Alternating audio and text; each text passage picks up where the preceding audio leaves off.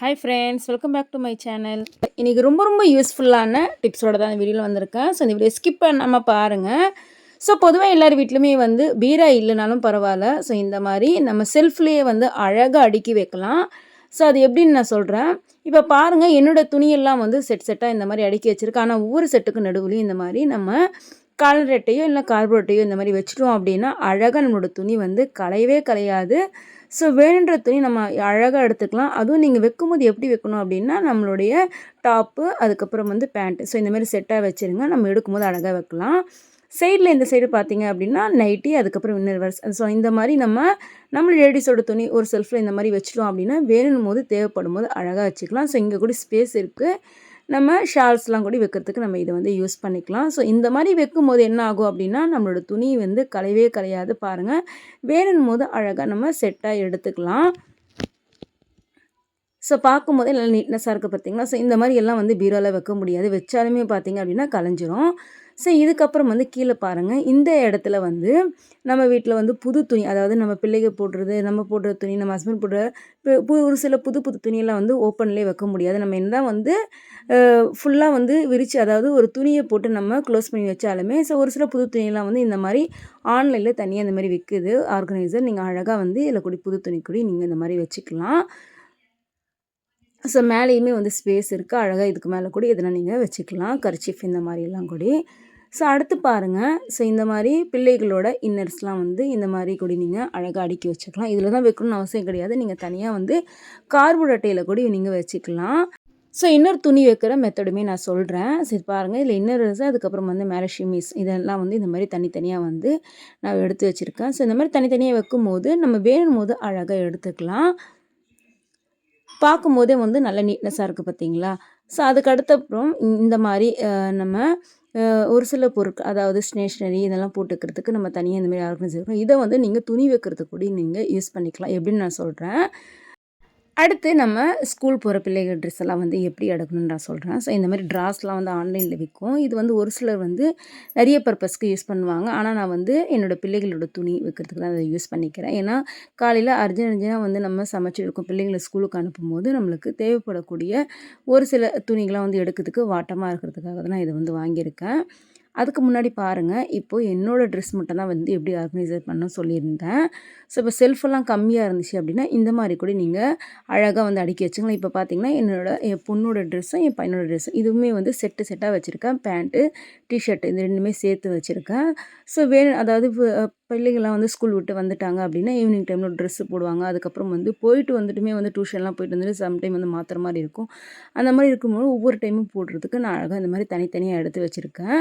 So நம்ம மொத்தமாக மடித்து வச்சுட்டாலும் பார்த்திங்க அப்படின்னா எடுக்கிறதுக்குமே ரொம்ப கஷ்டமாக இருக்கும் அர்ஜென்ட் சமயத்தில். அதே போல் எடுத்தாலுமே மொத்தமே கலைஞ்சிரும். ஸோ இந்த மாதிரி 7 நாளுக்கு தேவையான ட்ரெஸ்ஸஸ்லாம் இந்த மாதிரி நான் எடுத்து வச்சிட்டோம் அப்படின்னா வேணும் போது அழகாக நம்ம ட்ரெஸ்ஸை அழகாக எடுத்துக்கலாம். ஸோ இது நீங்கள் இதில் தான் வைக்கணும் அவசியம் கிடையாது. நீங்கள் கார்போர்ட் அட்டைகளை கூட அழகாக கட் பண்ணி வச்சுக்கலாம். அதுக்கடுத்தது பொம்பளை பசங்க இருக்க வீட்டிலலாம் கவுன்லாம் நிறைய வச்சுருப்பாங்க. ஸோ அதுவுமே நம்ம மடித்து வச்சாலும் பார்த்திங்கன்னா ஒரு மாதிரி கலைஞ்ச மாரி தான் ஆயிரும். ஸோ நீங்கள் எப்பவுமே கவுன்லாம் வைக்கிறீங்க அப்படின்னா இந்தமாரி துணி வைக்கக்கூடிய இதுலேயே பக்கத்தில் இந்தமாரி கட்டைப்பையில் நீங்கள் அழகாக அந்த மாதிரி கவுன்லாம் நீங்கள் அழகாக வச்சுக்கலாம். இந்த மாதிரி வைக்கும்போது கலையாது, நீட்னஸாக இருக்கும். வேணும் போது தேவைப்படும் போது அழகாக நம்ம இதை எடுத்துக்கலாம். பாருங்கள், இதுக்குள்ளே எப்படியும் ஒரு 12 கவுன் கிட்டே இருக்குது. ஆனால் பார்க்கறதுக்கு அழகாக நீட்னஸாக இருக்குது பார்த்தீங்களா. ஸோ இந்த மாதிரி உள்ளே போட்டு வச்சுட்டு நம்ம க்ளோஸ் பண்ணி வச்சுட்டோம் அப்படின்னா வேணும் போது தேவைப்படும் போது அழகாக நம்ம எடுத்து இதை யூஸ் பண்ணிக்கலாம். ரொம்ப யூஸ்ஃபுல்லாக இருக்கும். கண்டிப்பாக ட்ரை பண்ணி பாருங்கள். ஸோ அவ்வளோதான், இந்த மாதிரி எடுத்து வச்சுருங்க. அதே போல் டியூஷனுக்குலாம் போகிறாங்க, எதுனா கிளாஸஸ்க்கெலாம் போகிறாங்க அப்படின்னா ஸோ அதுக்குமே நான் தனியாக 7 நாளுக்கு தேவையான ட்ரெஸ்ஸஸ்லாம் இந்த மாதிரி வச்சுருக்கேன். ஒவ்வொரு ட்ரெஸ்ஸுக்குள்ளேயுமே பார்த்திங்கன்னா செட்டாக தான் வச்சுருக்கேன். ஏன்னா நம்ம அர்ஜென்ட் சமயத்தில் பேண்ட்டு தனியாக, டிஷர்ட் தனியாக இருக்கும். ஸோ அதை தேடிட்டு இருக்க முடியாது. இந்த மாதிரி எடுத்து வச்சுட்டோம் அப்படின்னா வந்தவொடனே டக்குன்னு எடுத்து போடுறதுக்கு அவங்களுக்கு நல்ல வாட்டமாக இருக்கும். ஸோ இது பாருங்கள், நான் கார்போர்ட் அட்டையில் கட் பண்ணி தான் வச்சுருக்கேன். ஸோ இதுக்கு மேலே டவல்லாம் நீங்கள் நல்லா துவைச்சி வாஷ் பண்ணி இந்த மாதிரி கூட மேலே வச்சுக்கலாம். வேணும் போது எடுத்து அவங்க யூஸ் பண்ணியிருப்பாங்க. ஸோ பார்க்குறதுக்கு நல்லா நீட்னஸாக இருக்குது பார்த்தீங்களா. ஸோ இதே போல் நம்மளோட துணிகளாகட்டும், நம்ம பிள்ளைகளோட துணிகளாகட்டும் இந்த மாதிரி நம்ம எடுத்து வைக்கிறதுக்கு நம்ம இதை யூஸ் பண்ணிக்கலாம். அதே போல் புது ட்ரெஸ்ஸஸ்லாம் இருந்துச்சுனாலும் நீங்கள் தனியாக வந்து இந்த மாதிரி ஆர்கனைசர் வாங்கி நீங்கள் யூஸ் பண்ணிக்கலாம். ஸோ பக்கத்தில் இந்த மாதிரி நான் எடுத்து வச்சுருக்கேன். ஸோ இதுலேயுமே பார்த்தீங்க அப்படின்னா பிள்ளைகளோட இன்னர் வேர்ஸு, அதே போல் கீழே வந்து நம்மளோட சல்வார் ஷால்ஸு, ஹிஜாப் ஷால்ஸ்லாம் இருக்கும். அதெல்லாம் வைக்கிறதுக்கு நீங்கள் யூஸ் பண்ணிக்கலாம். அதே போல் யூனிஃபார்மே வந்து செட்டாக நீங்கள் பாக்ஸில் எடுத்து வைக்கிறதுக்கு யூஸ் பண்ணிக்கலாம்.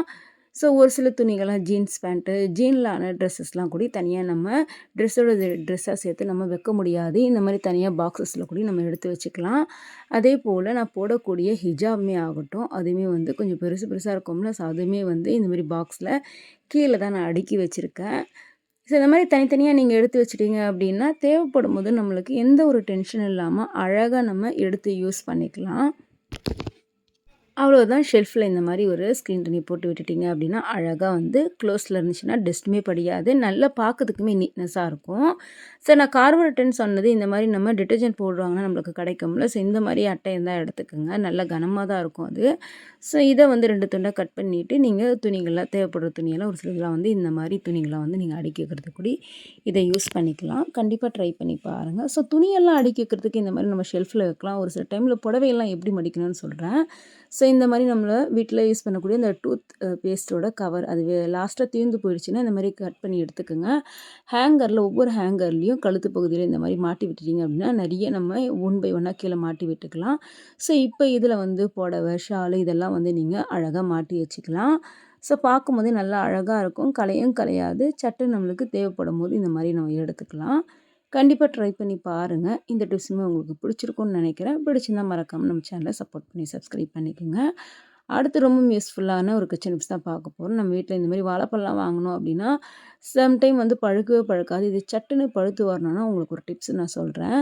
ஸோ இப்போ இதை வந்து நல்லா பெரிய பாத்திரத்தில் இந்த மாதிரி வச்சுருங்க. வச்சதுக்கப்புறம் வந்து இந்த மாதிரி சின்ன ஊதுபத்தி, நம்ம வீட்டில் ஊதுபத்தியாக கொளுத்தி வச்சு இந்த மாதிரி மீதமாக கொஞ்சோண்டு இருக்கும்ல, ஸோ அந்த மாதிரி பத்தி இருந்தாலும் எடுத்துங்க. இப்போ இதை வந்து இந்த மாதிரி அந்த வாழைப்பழத்தில் அந்த காம்பு இருக்குல்ல அந்த இடத்துல வந்து சொருகி வச்சுட்டேன்.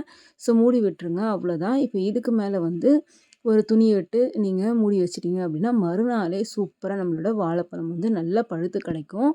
எப்பவுமே வாழைப்பழம்லாம் பழுத்துச்சுன்னா அதுக்கப்புறம் வந்து சீக்கிரம் சாப்பிட்ற மாதிரி இருக்கும். ஸோ அந்தமாரி சீக்கிரம் சாப்பிடாம விட்டோன்னா ஒரு மாதிரி கருத்து போன மாதிரி ஆயிரும். இப்போ நீங்கள் பாருங்கள், எல்லா பழமுமே வந்து நல்லா சூப்பராக பழுத்துருச்சு. ஸோ இப்போ இந்த வாழைப்பழத்தை எப்படி ஸ்டோர் பண்ணணும்னு சொல்கிறேன். இப்போ இந்த வாழைப்பழத்தோட காம்பு இருக்குல்ல, அதில் வந்து கயிறை கட்டிக்கிட்டு ஒரு பிளேஸில் நீங்கள் மாட்டி விட்டுருங்க. இந்த மாதிரி மாட்டி விடும்போது என்ன ஆகும்னா சீக்கிரமாக வந்து பழம் வந்து கருத்து போகாது, நல்லா வந்து சூப்பராக இருக்கும். லாஸ்ட்டு மட்டுமே நல்லாயிருக்கும். ஸோ நீங்கள் ஒரு சில வாழைப்பழ கடைகள்லாம் அன்னாச்சி கடைகள்லாம் பார்த்துருப்பீங்க. வாழைப்பழம்லாம் எப்பவுமே கீழே வைக்க மாட்டாங்க, இந்த மாதிரி தொங்க விட்டு தான் வைப்பாங்க. அதுக்கு எதுக்கு அப்படின்னா இந்த மாதிரி நீண்ட லைஃப் கொடுக்கணும் அப்படின்றதுக்காக தான். அடுத்த டிப் பாருங்க, நம்ம சாப்பிட்டதுக்கப்புறம் வந்து இந்த வாழைப்பழத்தோல வேஸ்ட்டை தூக்கி போடாமல் எங்கேயெல்லாம், அதாவது மெயின் பார்த்தீங்க அப்படின்னா டேபிள் மேலே ஒரு மாதிரி கரையாக இருக்கும். அதில் வந்து கொஞ்சமாக அந்த வாழைப்பழத்தோலில் கொஞ்சமாக உப்பு போட்டு நீங்கள் ரொட்டேட்டிங் ஷேப்பில் வந்து தேய்ச்சி எடுத்தீங்க அப்படின்னா நல்லா சூப்பராக வந்து அந்த டேபிள் மேலே இருக்க கரை எல்லாமே போயிடும். பாருங்கள், ஒரே ஒரு தேய் தான் தேய்ச்சேன், எவ்வளோ சூப்பராக கரை போயிடுச்சு பார்த்தீங்களா. கண்டிப்பாக உங்கள் வீடுகளில் ட்ரை பண்ணி பாருங்கள். ஸோ இது இந்த மாதிரி தேய்ச்சி விட்டதுக்கப்புறம் வந்து ஒரு காட்டன் துணியோ டிஷ்யூ வச்சு இந்த மாதிரி தொடச்சி எடுத்துடலாம். அவ்வளோதான், நல்லா சூப்பராக வந்து நீட்னஸ் ஆயிரும் ஃப்ரெண்ட்ஸ். அடுத்த டிப் பாருங்கள், எப்பவுமே வந்து இந்த மாதிரி சோளம்லாம் வாங்கினோம் அப்படின்னா ஃபுல்லாக அப்படியே வைக்காமல் ஸோ இந்த மாதிரி பாக்ஸில் வந்து தனித்தனியாக எடுத்து வச்சுட்டு நீங்கள் வச்சிங்க அப்படின்னா நம்மளுக்கு வேணும் போது சட்டுன்னு வேக வச்சுக்கலாம். இந்த மாதிரி வைக்கிறதுனால காணுமே வந்து சீக்கிரமாக வந்து ஒரு சில கான்லாம் ஃப்ரிட்ஜில் வச்சோம் அப்படின்னா ஒரு மாதிரி வந்து சுருங்கின மாரி ஆயிரும். இந்த மாதிரி ட்ரை பண்ணி பாருங்கள். ஓகே ஃப்ரெண்ட்ஸ், இந்த வீடியோவில் சொன்ன எல்லா டிப்ஸுமே கண்டிப்பாக உங்களுக்கு பிடிச்சிருக்கும்னு நினைக்கிறேன். இப்படி நம்ம மறக்காம நம்ம சேனலை சப்போர்ட் பண்ணி சப்ஸ்கிரைப் பண்ணிக்கிங்க. நெக்ஸ்ட் யூஸ்ஃபுல்லான வீடியோவில் பார்க்கலாம். தேங்க்ஸ் ஃபார் வாட்சிங்.